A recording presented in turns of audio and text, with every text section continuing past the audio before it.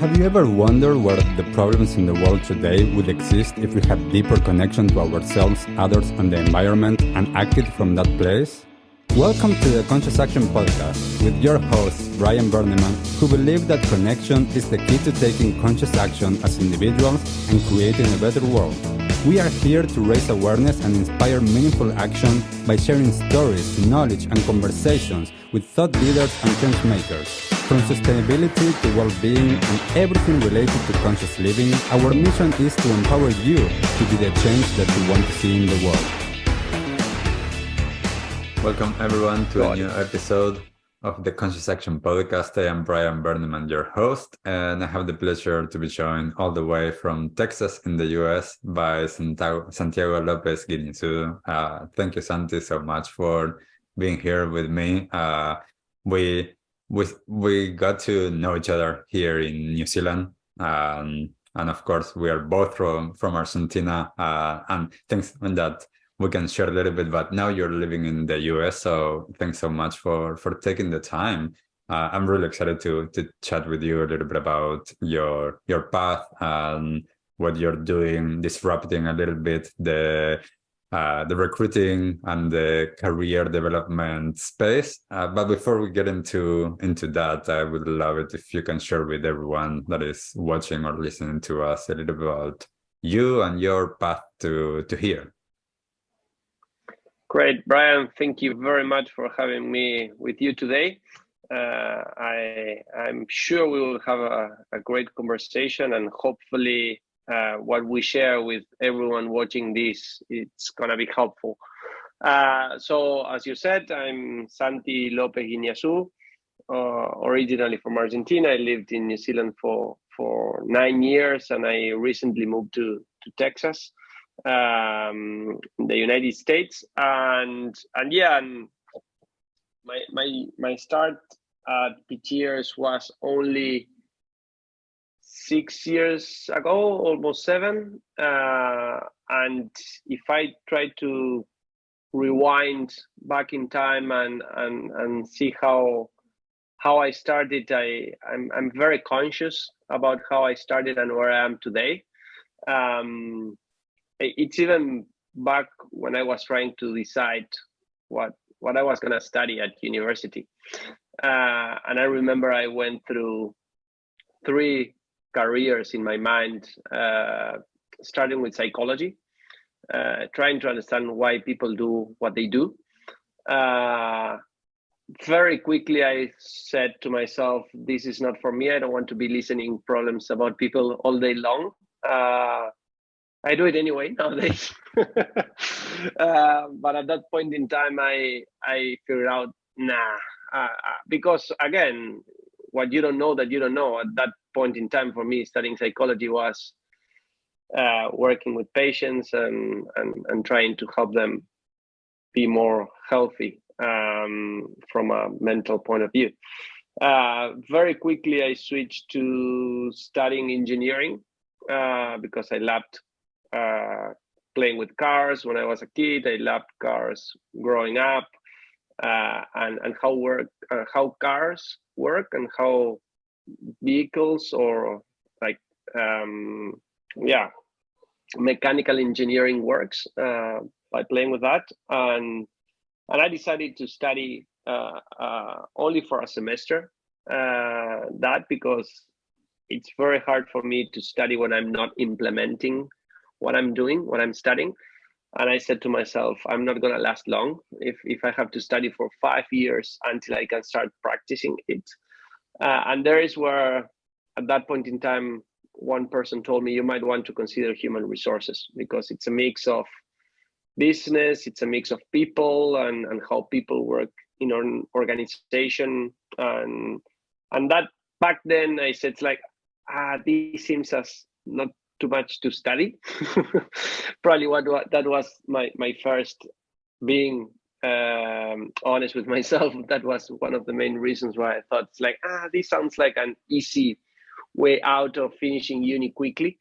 And then basically when I decided to start looking for a new job, it was when I thought about, okay, I want to work in recruitment. I want to work in a company, understanding who is going to be the best person for this. So that's kind of how I ended up working in recruitment. The next 15 years, it was funny because I always wanted to go away from recruitment, and because of some reason, I was coming back and going away, escaping and coming back, and I always enjoyed the part of trying to support the decision making of people when it comes to their career or changing jobs, or why that job and so on. So nowadays, working at Pitcheers, working a lot with my team members, my colleagues, it's a lot about listening to people. At the end of the day, when you are leading a team, you're always listening to people, and it's all about the people that is working with you. So funny enough, I ended up listening to people all day. Sometimes I work from home many days a week. And sometimes my wife asks me, it's like, what are you, the shrink of all these people? It's like, kind of. We have to help them achieve what they need to achieve, and many times is about ourselves, limiting ourselves, like, basically. And yeah, that's something I discovered quite a lot in the last 3 years working with you, in being conscious of what we are doing and why we are doing, and what we are feeling and how we are feeling it, and so on. So yeah, that's kind of in a nutshell how I started and where I am up today. Yeah, thanks for that. I always feel like it's really interesting to see everyone's path, and with you, as you said, like for the last 3 years that we worked together, I've got to see a lot of that path, and a lot of the changes, and a lot of the growth, and a lot of the impact that you're having, and a lot of times, as you're saying, like how we can limit ourselves. Like a lot of times I was, just seeing what you were doing and seeing how people were talking about you and things like that. I'm like, you were talking about, I want to have that impact. And I'm like, well, like you're already having that impact. And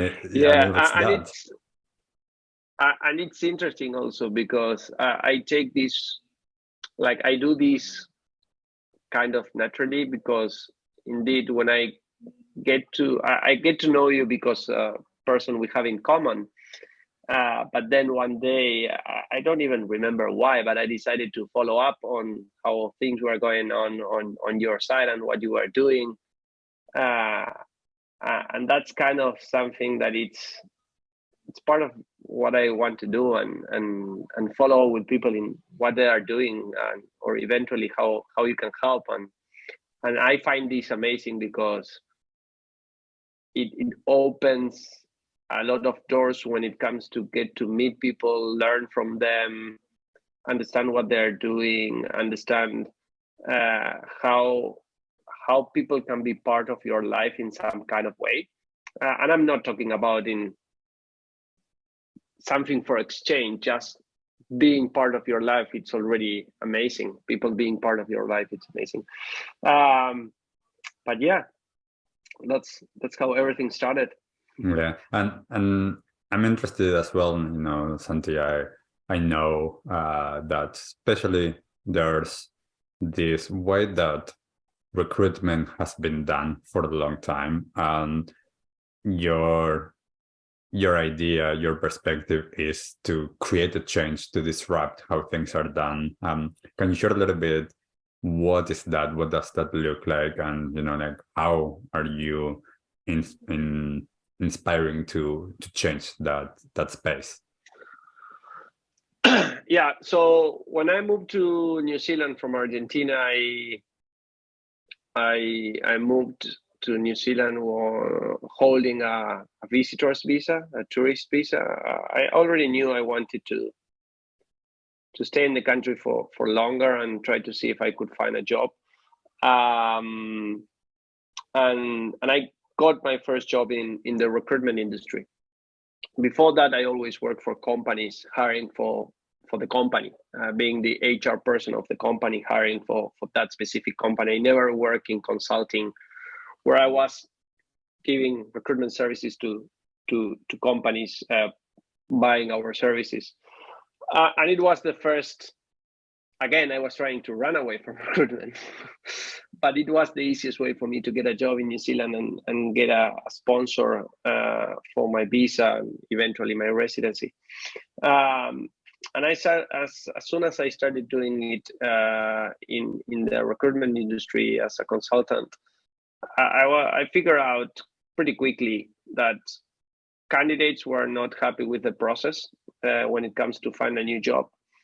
Companies were not happy with the process of using recruiters to hire for the companies, and recruiters were not happy working with their customers in helping them do recruitment, because there's quite a gap in the communication that needs to happen.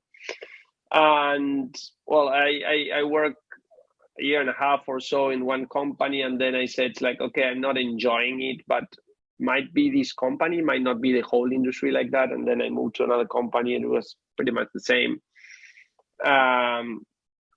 And then I said, it's okay, if I'm gonna work in this industry, I'm gonna work on my own and try to do things in the way I want. And then trying to do things in the way I want, I understood that I had to change quite a lot of things in order to enjoy it. I have always been a person that if I don't enjoy what I'm doing, I can't do it. Or at least I can't do it well. And if I can't do it well, they're going to fire me. So I was leaving before they were firing me. I never got to that point. But I knew I was not going to be able to perform. So I was like, okay, this is not for me. Thanks. And move on. And after trying to change a few different things, I'm not going to get into the details, but I realized that the problem was way more about people. And I can recall back even in university when I was doing some projects for a few of my classes, and even having my first experience as an HR advisor to different companies. I can recall talking to people not enjoying their jobs and trying to figure out what they want to do. So I can recall people not enjoying what they wanted to do, people complaining, people saying, tomorrow it's Monday, I don't want to work. And also I experienced a lot, because I was doing this way more than when I was doing internally for companies, that people was extremely frustrated when it came to find a job. And then I started identifying people that had a lot of potential, a lot of capabilities. They were not considered for the role because they didn't have the exact same job title in their previous jobs, or they didn't have the amount of years of experience the company was after, and so many other things. And I started seeing how people are not happy, they're not enjoying the process. Companies are saying that they can't find enough good people saying that they can't find the job that they want. And it's like, there's a lot of communication that needs to be done here. And that's how I started trialing different things. And that's how I ended up understanding that if I really wanted to change the industry, and when I talk about change the industry, I talk about changing the people that interact with us, being professionals looking for jobs or being companies wanting to hire.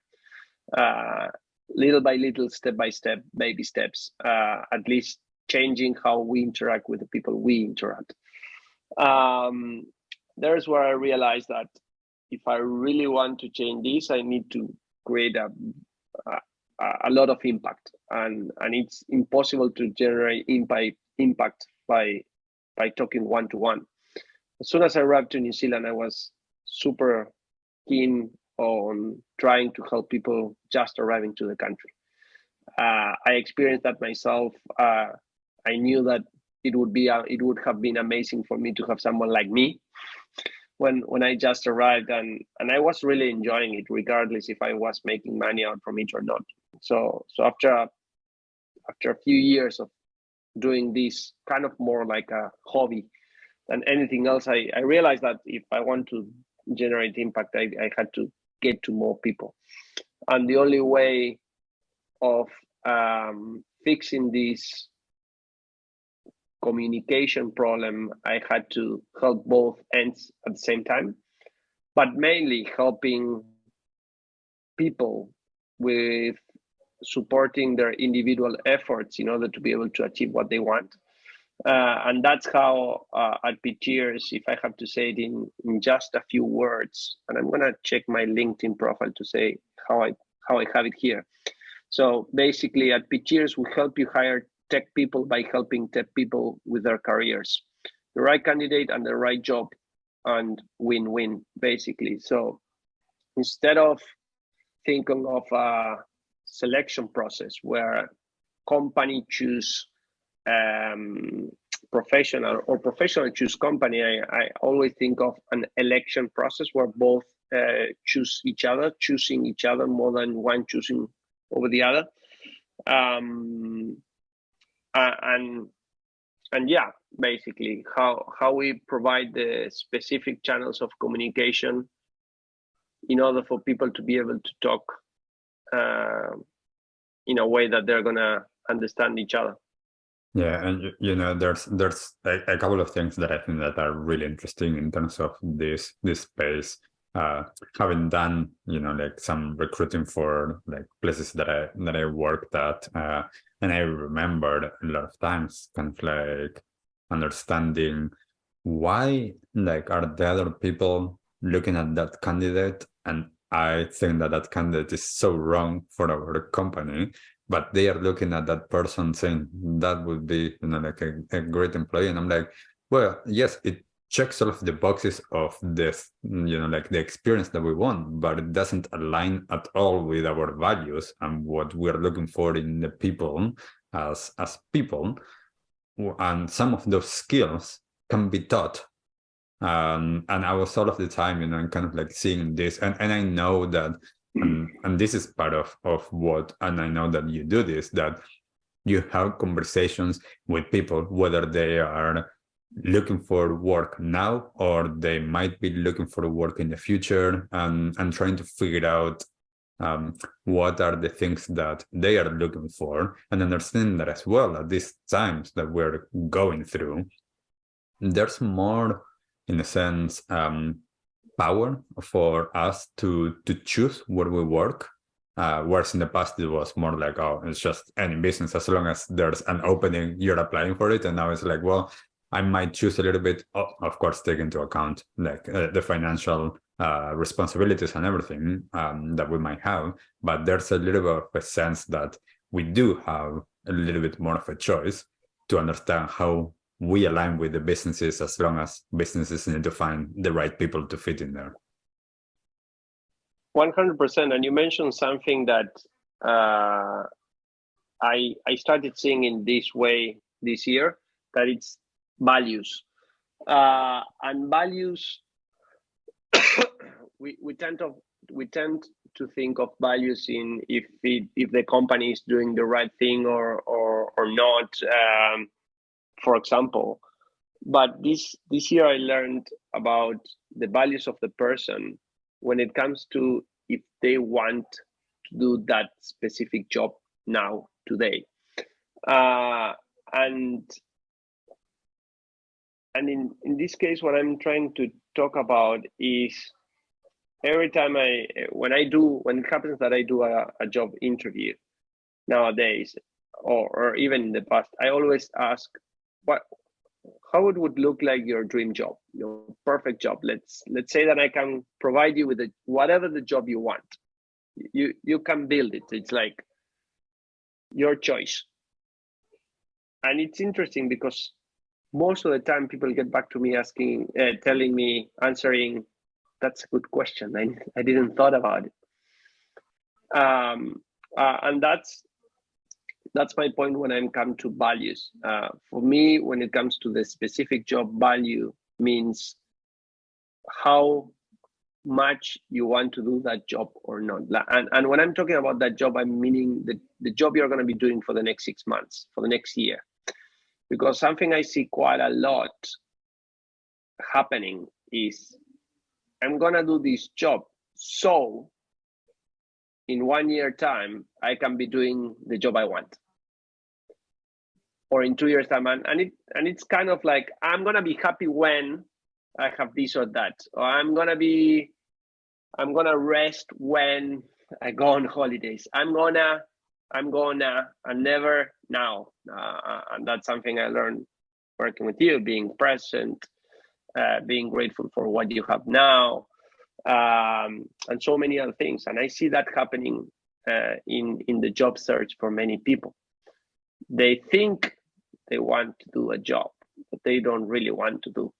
And many times, and I have discussed this with other people as well, that people think that they would like to do a job when they don't, when they really think about what it is the job today. So that there are two things. On one side, they know they don't want to do that job today, but they want to do it because they're gonna be doing the job they want in a year time. And it's kind of like, okay, this is the path, I have to do it. But on the other hand, many people think that they want to do the job that they're going to be doing today when they don't really want to do that job. And when you start asking, why do you want to do this job? Or how do you see yourself doing this job? And what outcomes do you want? And you start telling them, it's like, okay, this job is about this, and this. Are you sure you want that? And when you start talking to people, they realize they don't. So again, when it comes to values, for me, it's about, when it comes to work, specific jobs, is, do you want to do this job? And that's something, when you go to the other side of the fence, companies, they rely quite a lot on, does this person have the capabilities, the experience, the skills, the knowledge, but they don't rely that much in if the person wants to do the job. Like, the person wants to do the job. Yeah, that's great, but I need someone that can do the job. But sometimes someone that wants to do the job is way more important than someone that can do the job, because they can do it, but if they don't want to do it, they're not going to do it. Yeah. And if they don't know how to do it, they will learn it. Yeah. If the person comes with certain capabilities that they're going to be able to transfer the skills that they have from doing other jobs, or the capabilities they have to learn. And this is something that I enjoy quite a lot, by talking to people, helping them understand what it is that they want. Because everyone thinks that, like, no, not really. Like, a lot of people, when you ask them, what do you want? It's like, I don't know. And there is this phrase, okay, let's start with what you don't want. That it might be easier, but it's people wanting to do a specific job. It's quite a thing. It sounds like stupid, because it's like, well, of course, if the person applies to the job application, or if the person is in this interview room, they want to do the job. Well, not necessarily. Yeah, I often say to a lot of people when I'm working with like companies, and I see the teams, are like, do you know why this person is here? Like, what's their the driving force behind them being here? Are they here just because they need money and that's all that they care about? Do they actually like to be here? They want to work for this company? Are they the ones that, like, are wearing the t-shirt of your company and are going to go above and beyond, or not? And it's great to know a lot of times, because, as you're saying, not everyone has the same motivation behind why they are at work. And as a workplace, on an ideal scenario, one would want all of their team to want to be there, and to build up, as you're saying, skills and capabilities. And if there's a specific skill that you need, that it's a little bit more challenging perhaps to to learn, and you need someone with that skill. Well, how can you allow that person to be part of the team and understand as well? Yeah, perhaps they don't want to be here as the other people want. How can you see them in a different way? How can you work with them in a different way?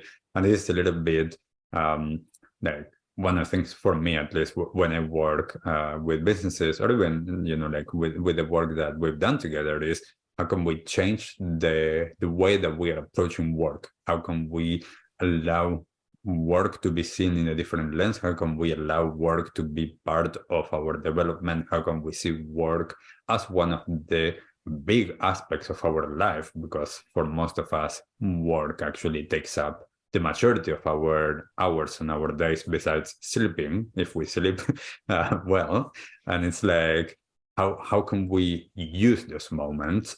And I see how bad that is, how like we are not using those spaces well, and why like every time that I have heard you talking about Pitcheers and what you're doing, it's so great that there's the human element there, that there's more than just finding a job. There's the career development, there's an understanding of how the path can be built, how they can work in a place that fits them, as well as the skills that they have and the needs that they have, and how you're seeing them as well as people in terms of having conversation, and not just like, there's a job opening there, and just sending a like your curriculum and a cover letter, and that's it. Well, that's the thing. In our website, the first thing that you can find in or how we talk about ourselves is like, come here to find the job that fits your life. Again, not find a job that you will have to make it work to basically do a little bit of what you enjoy. That was one of the things that a few years ago I realized I wanted to be supporting people to enjoy their work.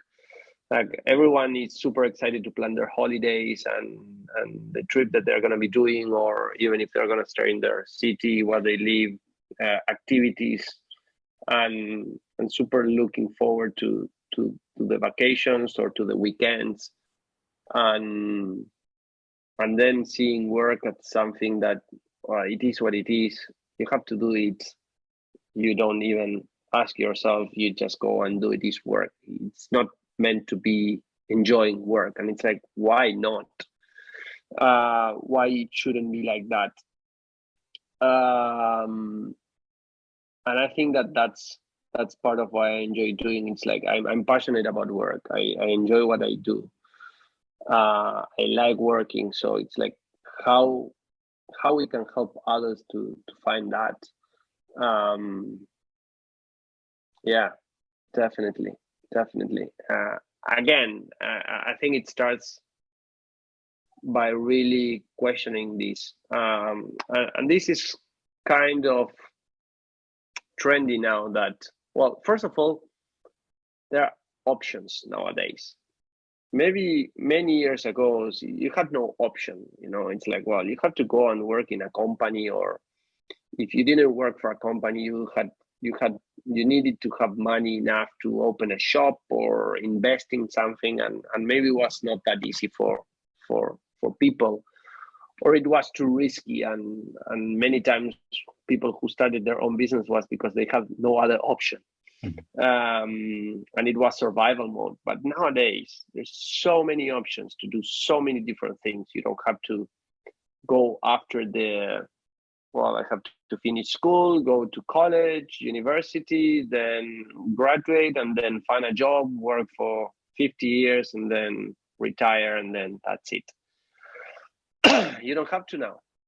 So that's why nowadays it's kind of more trendy of like, do something that you enjoy, do something that you really want to do. Quit your job if you don't like it, until you find the one you like it. Yes. I guess that's why I enjoy the most. Allowing people to see that they, not me allowing, I'll help them allow themselves to see that they can choose. And as we always talk about this, it's like, okay, everything is your choice. Even if you're staying at a job that you don't enjoy, it's your choice. And if you do it, it's because of some reason, but it's a valid reason. So then if you're choosing it, just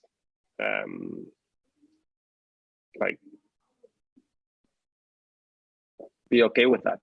If you are choosing it. It's like sometimes, and I think I started doing this when I was talking about this with you. It's like, I don't like my job. Okay, quit. I can't. Why? Well, I have to pay the rent. Well, go and live in the street. I can't. I have my family. Well, you can. You don't want. Fair enough. But I have said this to different people. It's like, it's your choice. Yeah. And again, if this job that you don't enjoy the most allows you to pay rent and to provide for your family, then it's not that bad. Yeah, this is one we make this world in our heads. It's like, this better than me. We make this world in our heads that everything it's terrible and so painful, and many times it's definitely not. Said that, it doesn't mean that you have to stay there and not enjoy it and do something you don't want. Go after something different. It's hard, it's hard, but it's up to you. Yeah, this is one of the things that, and like we have worked on this a lot of times, and this is something that I'm really passionate about, getting all of us to understand that we have the power to choose, whether we think that we have it or not. Like we have, and as you're saying, like when someone is stuck in a situation that or in a job that they don't like, I often go back to that question. Well, like just quit, and then it's like, then you're choosing to stay here because of that other thing that is more important. So as long as you have an understanding of why you're showing up at that workplace at this moment, and this might be for the next 2 months, 3 months, 6 months, like however long you want, then know that you're there because of that reason. And how can you make the most out of each day? This is one of the things, that I'm really passionate about, and that I aim to allow people to discover for themselves how to use each moment, and how to be more present, and how to question what their mind is telling them and how they are approaching things, because life can seem one way, and that's just because of how we are experiencing it. Yet when we open ourselves to other aspects of life, then the circumstance might be the same, but our perspective is very different. So like for me, it's how can we allow the circumstances not to dictate how we are? How can we allow ourselves to be well? And this is one of the things that I remember that I kept on sharing with you. Like, if you're okay now, most likely you'll be okay later, and you'll be okay tomorrow. 100%. 100%. And at least just from my end to kind of wrap this specific topic, is the beliefs we have when it comes to work.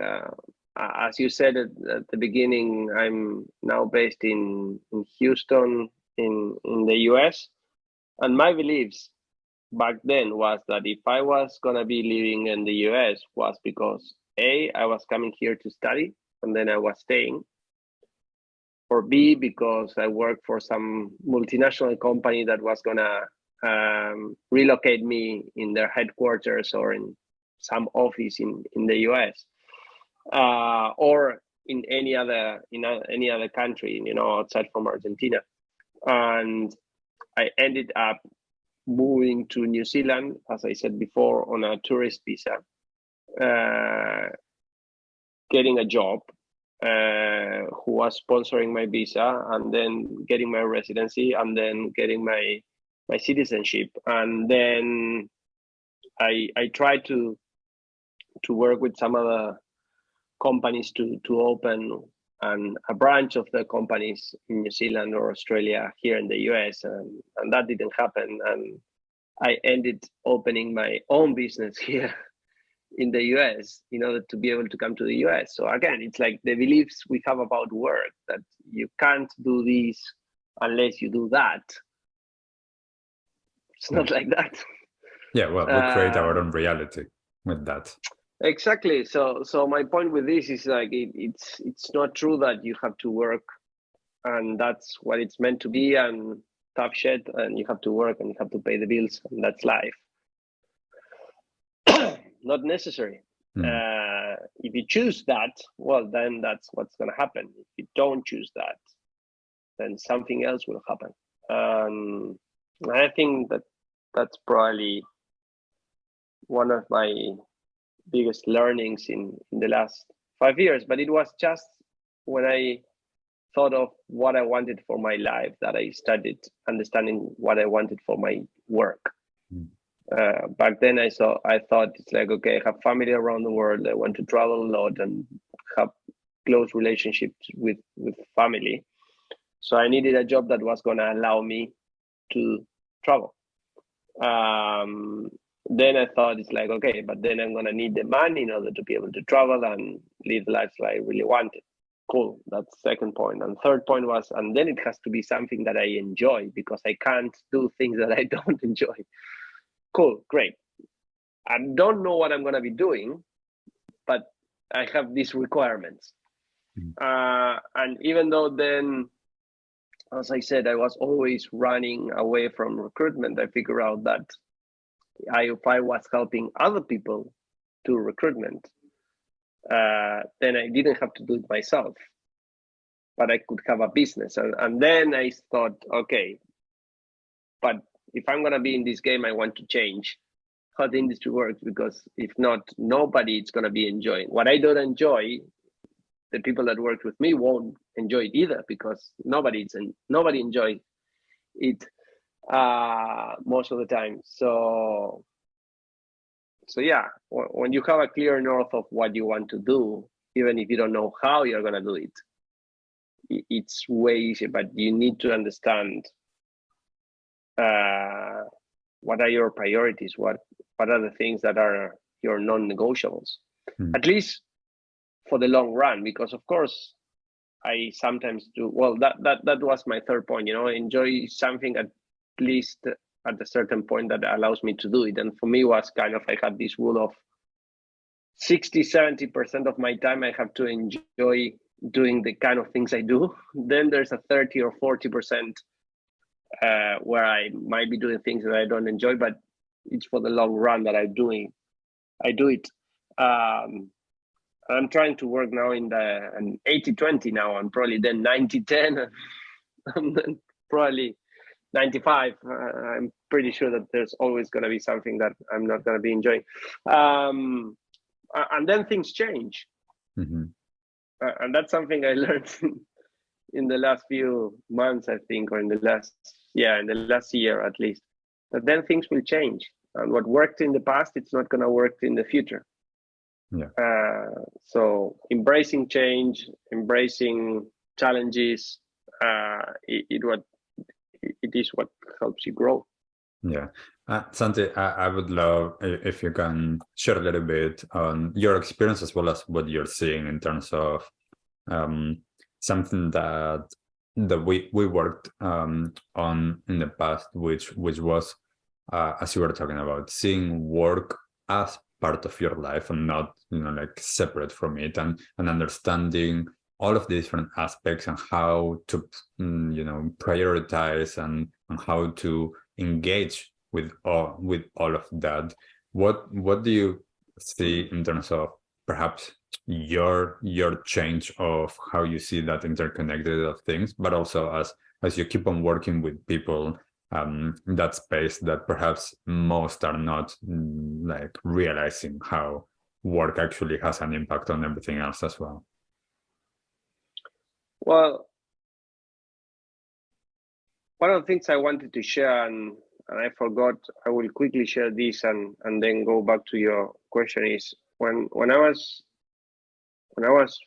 starting Pitcheers, at some point I thought of this. It's like there are 3 to 5 things in life: family, health, work, social life, and something else. You choose spirituality or like whatever you want, but not much more than 5 things that are kind of crucial in your life. And work is, as you said, one of them that you spend most of your time doing. And how it's possible that we spend most of our life doing something we don't want to do. And I remember one of the first meetings I had with you, drinking some mate at the office, at your office. I remember you told me something about what would you do even if you wouldn't be paid for. And I remember that was kind of having these kind of conversations of helping someone to figure out what was their next move in their career, regardless if it's working as an employee or being an entrepreneur or whatever it is that you do. And something that from that conversation I had with you, that we have worked over time, is trusting that if you do something that you enjoy doing, then things will work out. Again, as we always discuss, being responsible, that if you have financial responsibilities for yourself or for your family or for whatever or whoever, you have to be responsible. You can't just drop everything and go after something, being blind in that from one second to the other it will work out. But my point is, if you are doing something you enjoy, things will work out. And by doing something you enjoy, doesn't mean that you don't have to have discipline, doesn't mean that you don't have to be consistent, doesn't mean that you don't have to be patient, doesn't mean that it doesn't mean that you don't have to have determination. So for me, is doing what you enjoy doing. And for me was this thing about the recruitment industry. The thing it's like, well, if you don't place the candidate, you don't get paid. So why would you be wanting to talk to people that are not placeable? If you're not going to be paid, if you're not going to get paid. And for me, it's more about the long run, because yes, of course, I want to make money. But doing it in a way that I enjoy it. So yeah, for me, it's doing what you enjoy doing, because it brings you another energy, it brings you another way of seeing things, and things eventually happen. Yeah, that something that you just said that I think that it's interesting, and I think that it's important is, especially when you're coming from that space, that okay, this is how it works. It's like you have an opening, you find someone, and you get paid if that role was filled. What's the space for relationship building? What's the space for like actually engaging with people, finding the right person that is going to be the right fit for that company, finding the right company that is going to be a good fit for the person. And you can only do that if you actually get to know people and if you build relationships and you build that connection.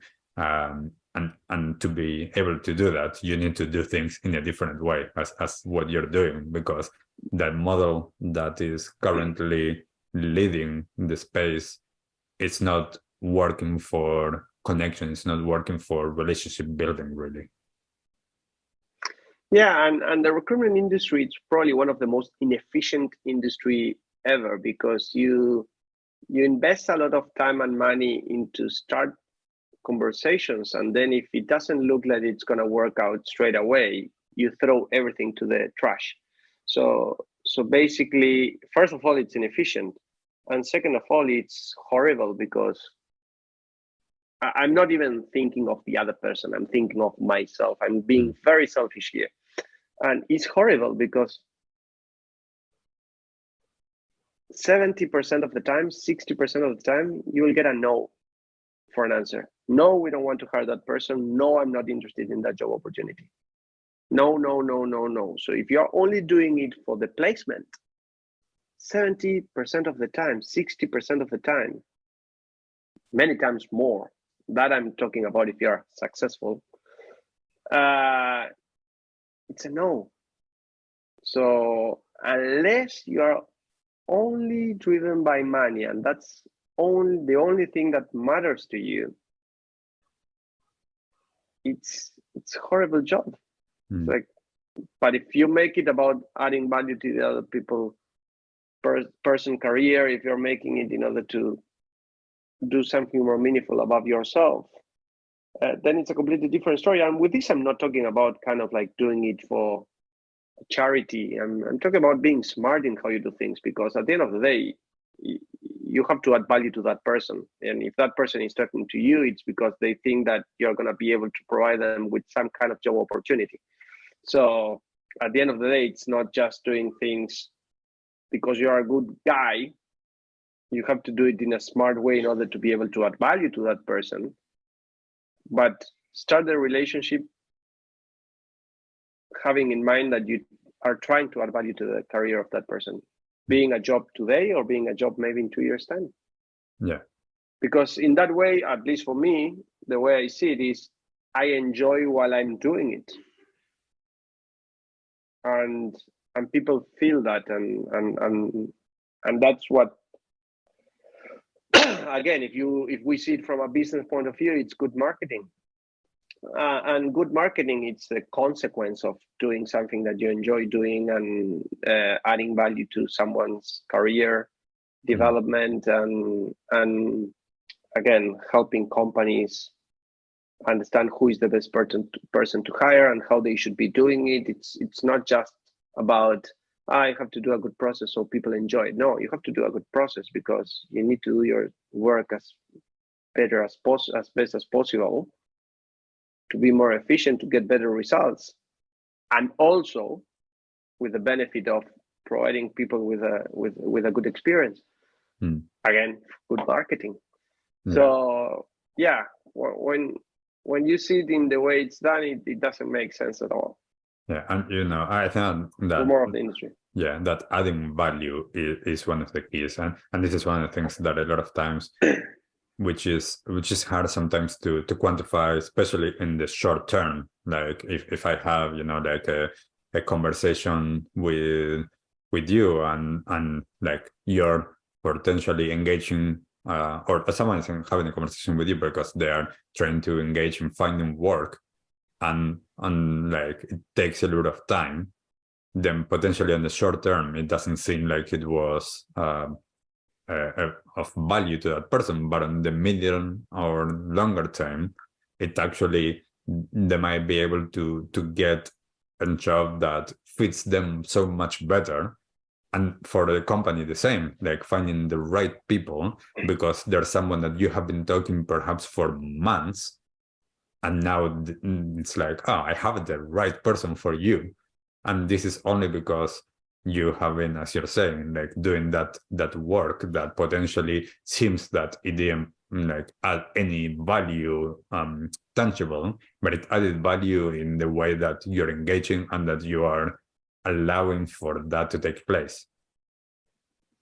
100%. But even if you want to see it from a short-term view, even if you feel the other person comfortable in the conversation you are having, if you are giving some piece of advice, some kind of feedback and so on, you are already providing value because the experience is better than all the rest. And eventually, again, here is where I think, even if that person doesn't get a job through me, it doesn't matter because I have added value to that person, and I might not make an economic or financial outcome today, but maybe yes in 2 years' time. And in 2 years' time, and this has happened to me, you have one opening and all of a sudden your job looks effortless because you already knew this person, and then it's like click.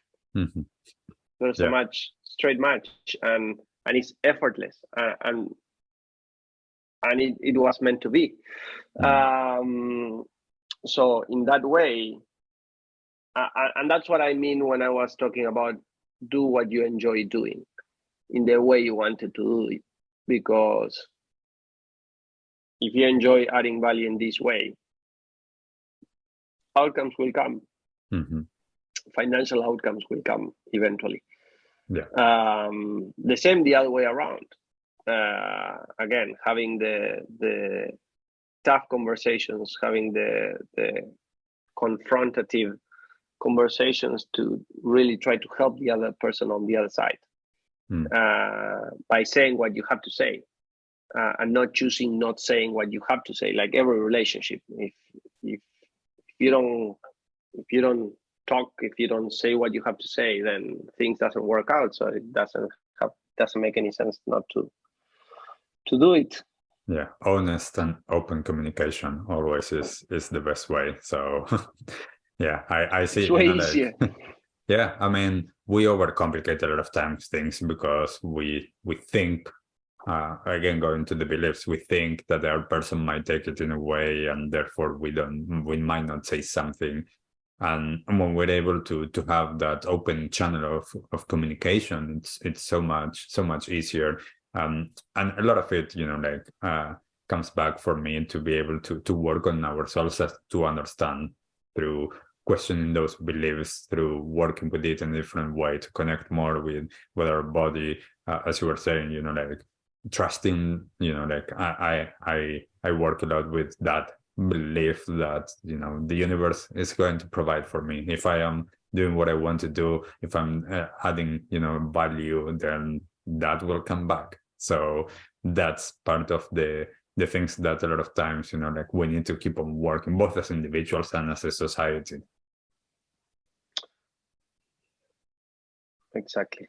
Yeah. Santi, as we are starting to wrap up for this conversation, I just have one last question specifically that relates to what you're doing and the impact that you're wanting to have. What's one thing that you wish everybody knew in terms of, whether that is people that are, trying to figure out their careers or work, or for any of that aspect? That you are limitless. Definitely that you're limitless. That most of the time when you can't achieve something is because you think you can't, not because you can't do it. And I think I shared this with you. I watched this movie Limitless with Bradley Cooper, and it's like, wow, imagine you could do that. Well, you can do that in some way. Definitely you're limitless. If you have asked me when I was, I don't know, deciding what to study back then, and if you would tell me if I was going to be able to be here in the US with my own company, even I always thought of having my own company, but that's the point. I always knew I wanted to have my company. I always knew I wanted to do this, and I have been achieving those things without knowing it. So I wish I would have knew that you are limitless.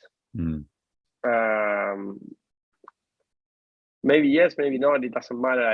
I might have achieved way more than I have done until now, or faster. But again, just to put context, we all are limitless, and that doesn't mean that you don't have to have determination, that you have to be patient, that you have to have consistency, that you have to exercise this on daily basis in order to be limitless.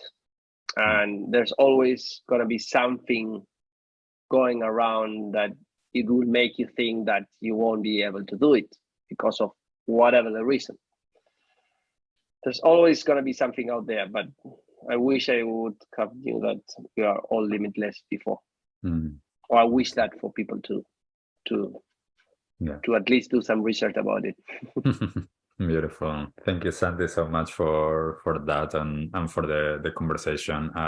For everybody that is wanting to engage perhaps with Santi, check out Pitcheers. I will put a link on the show notes so that it's easy.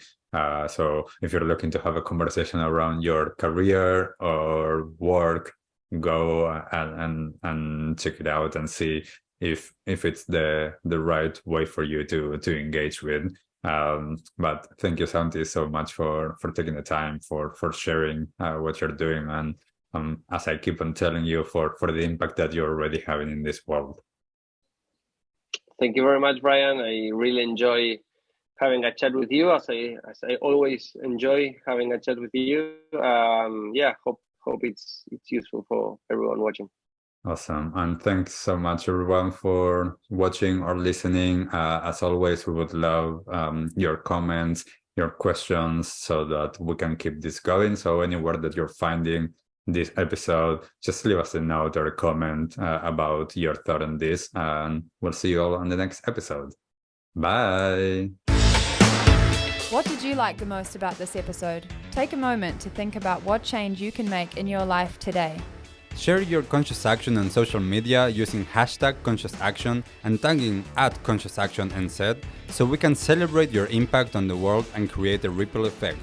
One easy action we would love for you to take right now is to share, like, and subscribe to this podcast. This will help us get these messages out into the world and inspire more people to take conscious action in their own lives, contributing to the better world we hope for.